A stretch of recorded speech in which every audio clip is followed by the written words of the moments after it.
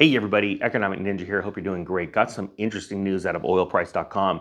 Russia is about to pull a move that the US pulled a long time ago with so many countries in the oil markets, and it's very important. We need to keep our eyes on this because if this goes through, which I actually believe it's going to, that the Venezuelan government is going to let Russia in, it is a very serious sign of the times of how powerful BRICS is. All right, check this out. Out of oilprice.com, Russia asked for the same oil deal Chevron has in Venezuela. Now, let me stop real quick and say that the US has dominated the oil markets for so many decades. The biggest reason is because we have the world's reserve currency. We struck a historic deal over 52 years ago with Saudi Arabia that has now since been demolished, literally almost the week, 50 years the week.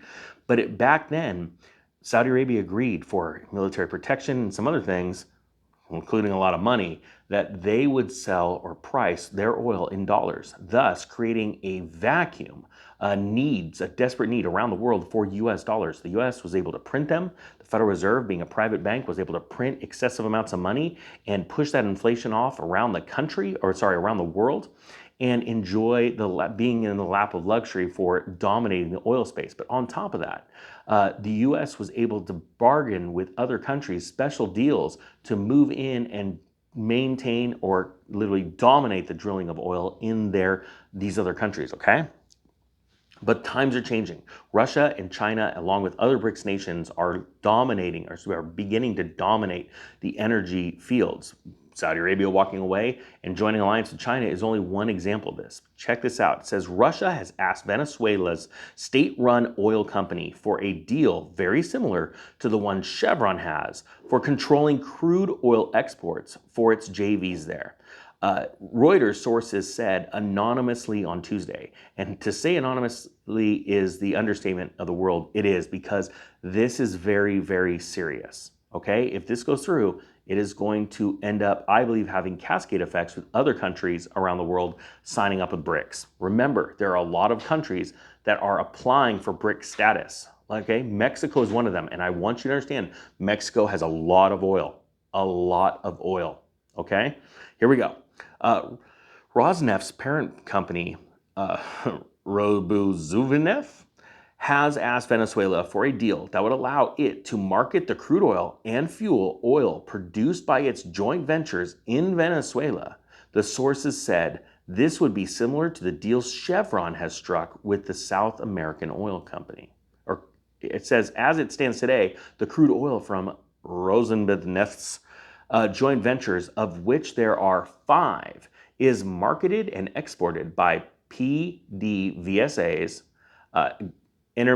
intermediaries and controlled by PDVSA, a company.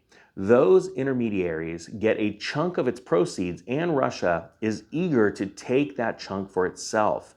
What's more, Russia is eager to get paid at all for its crude oil. I'm going to be honest with you.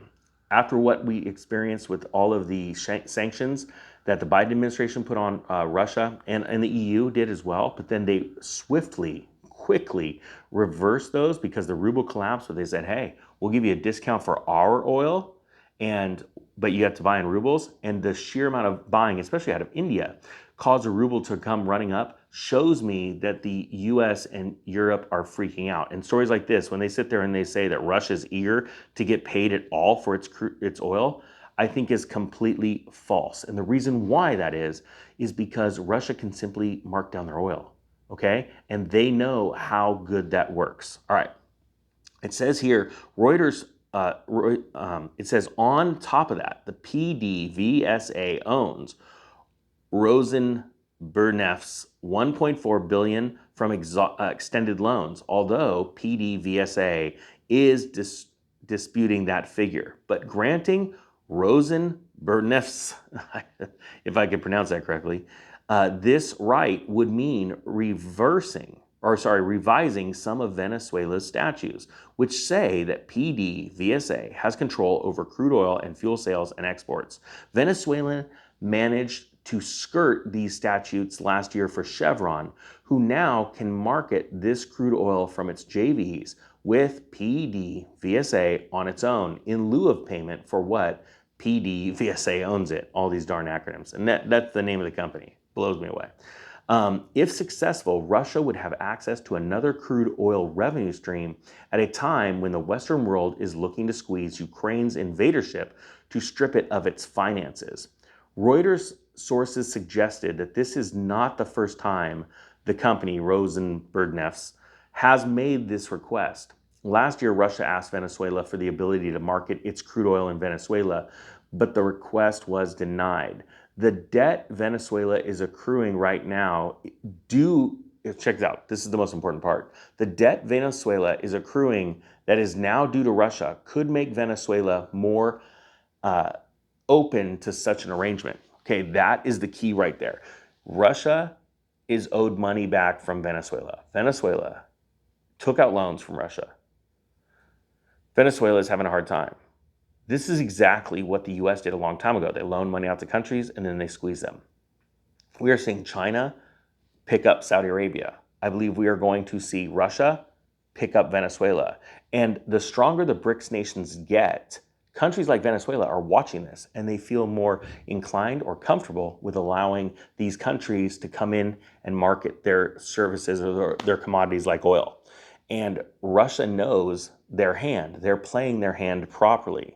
So people need to understand, we as US citizens need to understand that we are losing the global battle for reserve currency status and these very important agreements for cross-border trade and dealing with each other's commodities.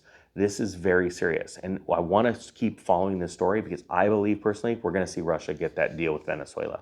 Guys, let me know down in the comments what you think about all this and what kind of impacts it could have in the US. All right, guys, that being said, the Economic Ninja is out.